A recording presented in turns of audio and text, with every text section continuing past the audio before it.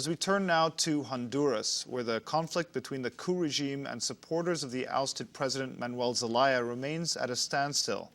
Talks broke down last week after the coup regime refused to drop its objection to Zelaya's return to office. Zelayas accused the regime of trying to drag out negotiations until the presidential elections it plans to hold next month. Zelaya's supporters are boycotting the elections, and the international community has refused to recognize them. Well, the Canadian journalist and Jazeera English correspondent Avi Lewis recently traveled to Honduras for a rare look at the grassroots movement against the coup regime. In this report, Lewis finds that Zelaya supporters aren't just mobilizing for Zelaya's return to office, but to support his effort to rewrite the Honduran constitution and create more equitable social conditions. Zelaya, his term is over in January, regardless of whether he's returned to power or not. He was a lame duck president when he was ousted. So the sort of notion that the whole movement against the coup is for the return of Zelaya is a really shallow assessment. Of course, constitutional order must return in Honduras, and there's a powerful symbolic value in a coup government not being allowed to stand and the effects of that coup being reversed. But that doesn't address the deep inequalities in Honduran society, and it doesn't address the tremendous difficulties they have with their constitution, which Oscar Arias of Costa Rica, who is, not exactly, he's known as a diplomatic guy. That's what he got his Nobel Peace Prize for. He called the Honduran constitution the worst in the world. So that process of opening up the Constitution to include indigenous rights and rights for women and really address the deep inequities in a country which is really controlled by just a handful of families, the oligarchs. That's what this was all about. That was the threat to the established order, not Zelaya himself, not the red herring of whether or not he was trying to stay in power. None of that stuff was actually defined in the process. They were opening a process where people could storm the gates of power in a democratic constitutional process, and that was threatening to the people who hold power in Honduras. That's the project that could lead to a rebalancing of power in society. That project, unfortunately, is off the table right now. And Avi Lewis, we just have a minute, but the role of the United States in these talks and in the region? Well, the United States imposed $33 million of sanctions and took away some passports of the coup supporters. That was months ago. The United States could do all kinds of things, including playing a much more robust role in the OAS process. And there just hasn't been real international pressure. Interviewing P.J. Crowley at the State Department, I heard very clearly that the United States, the Obama administration, is happy for elections to play out at the end of next month and to cleanse the stain of the coup. They just need some sort of excuse to legitimize those elections. But everybody on all sides, except for the people in the streets, are saying, and a number of many candidates who are now going to boycott the election, which must be reported on more. Most of the powerful forces want the elections to go ahead and give an excuse for the status quo to return. So the United States is doing nothing in its power to really stop that. And that's where Americans need to take more of a voice. Although the constitutional demands may have been lost in the diplomatic wrangling behind the scenes, it's been kept alive in the Honduran streets. This is a truncated version of Avi Lewis's report, 100 Days of Resistance, which aired on the Al Jazeera English program Fault Lines.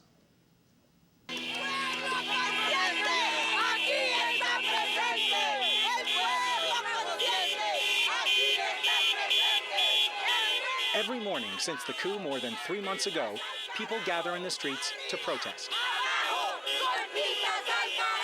Sometimes it's tens of thousands, sometimes just a few dozen.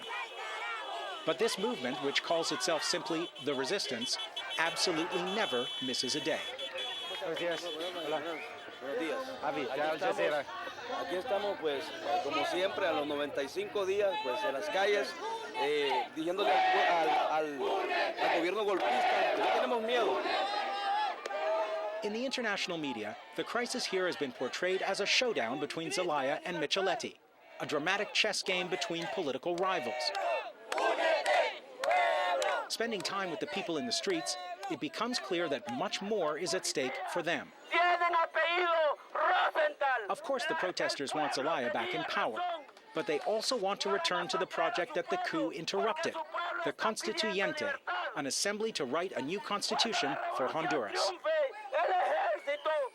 We meet a young woman named Daisy. From beneath her witch's hat, she gives us her version of why a proposal to change a dusty document sparked a coup, a crisis, and a social movement. So our constitution is something that is made, it's a decree made from all the oligarchies in this country. So it's made after a coup, actually in 1982, and it's made to embrace the power of the ones that have the companies. So that's what is so important, and that's why everybody is so willing to fight for a constituyente, because with that assembly that implies the participation of all sectors in this country, so we have the hope. ¡Y el pueblo unido! Hope is what brought Edwin Espinal home to Honduras. After 9 years of working construction jobs in the U.S., he came back to be part of the Zelaya era. He and his wife Wendy are famous in the protest movement, known for showing up at every march on their green motorcycle. The day that Zelaya returned to Honduras is a day Edwin will never forget. He took us to the Brazilian embassy where Zelaya sought refuge and told us his story. When he got here, the whole country, wanted to celebrate that. This area was crowded, chanting, dancing, singing. Around 4:30 a.m., police and the army, they came from everywhere. I saw a huge cloud of smoke around us. We can't see where to go, And Wendy Elizabeth, she couldn't breathe. She got, I had to get her out of here as soon as I could. Her respiratory system gave up, just, collapsed. And she didn't make it. Wendy Elizabeth Avila was buried at the age of 24. She suffered from asthma.